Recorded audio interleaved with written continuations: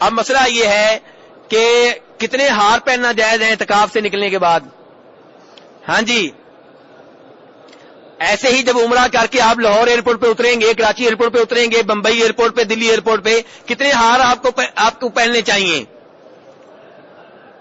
میرے بھائی، ہار وہ پہنے جس کو اللہ تبارک و تعالیٰ کی طرف سے گارنٹی مل چکی ہو کہ تمہارا عمرہ قبول ہو چکا ہے، جس کو یہ گارنٹی مل چکی ہو کہ تمہارا اعتکاف قبول ہو چکا ہے۔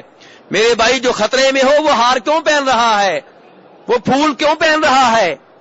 یہ کیا ہے میرے بھائی؟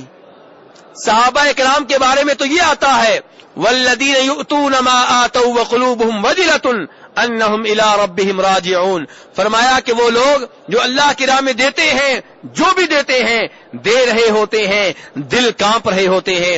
ام المومنین عائشہ رضی اللہ عنہا نے پوچھا، اللہ کے رسول یہ کون لوگ ہیں جو اللہ کی راہ میں دیتے ہیں پھر بھی ڈرتے ہیں، دیتے ہیں پھر بھی دل کانپ رہے ہوتے ہیں؟ کیا یہ چور ہیں؟ کیا یہ ڈاکو ہیں؟ کیا یہ بدکار ہیں؟ فرمایا نہیں صدیق کی بیٹی، نہ یہ چور ہیں، نہ یہ ڈاکو ہیں، نہ یہ بدکار ہیں، لیکن مسئلہ یہ ہے کہ وہ اللہ کی راہ میں دے کے پریشان یہ ہوتے ہیں کہ پتہ نہیں اس شہنشاہ نے قبول کیا ہے کہ نہیں کیا۔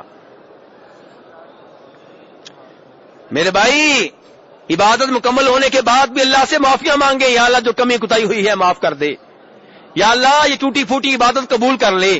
تو ہار کس بات کے میرے بھائی؟ آپ نے تو رونا ہے۔ نماز سے آپ فارغ ہوتے ہیں، کیا سکھایا گیا ہے؟ اللہ اکبر، استغفر اللہ، استغفر اللہ، استغفر اللہ۔ نماز پڑھی ہے اور فوراً معافی مانگی جا رہی ہے کہ یا اللہ معاف کر دے۔ کس چیز کی معافی ہے؟ حالانکہ عبادت کی ہے، اس لیے کہ پتہ نہیں اللہ نے یہ عبادت قبول کی ہے کہ نہیں کی۔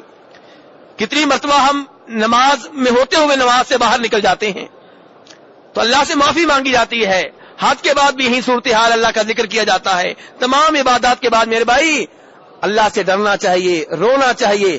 دیکھیے، ابراہیم علیہ السلام، اسماعیل علیہ السلام دونوں کون ہیں؟ نبی ہیں، باپ بیٹا ہیں، نبی ہیں، رسول ہیں، اور کام کیا کر رہے ہیں؟ بیت اللہ بنا رہے ہیں۔ آپ تو اعتکاف بیٹھ رہے ہیں نا، وہ کیا کر رہے ہیں؟ بیت اللہ بنا رہے ہیں، اور کیا کہہ رہے ہیں؟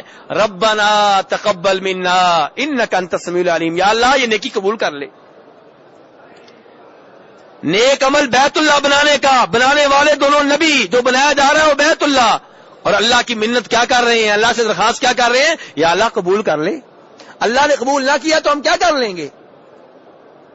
اسی میرے بھائی، اعتکاف سے اٹھنے کے بعد ہار پہننے کا کوئی مطلب نہیں ہے۔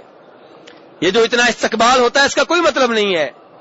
یہ جو عمرے کے بعد یہ سب کچھ ہوتا ہے اس کا کوئی مطلب نہیں ہے میرے بھائی۔ اللہ سے ڈرنا چاہیے، اللہ سے معافی مانگنی چاہیے، اللہ سے درخواست کرنی چاہیے، یا اللہ ٹوٹی پھوٹی عبادت قبول فرما لے۔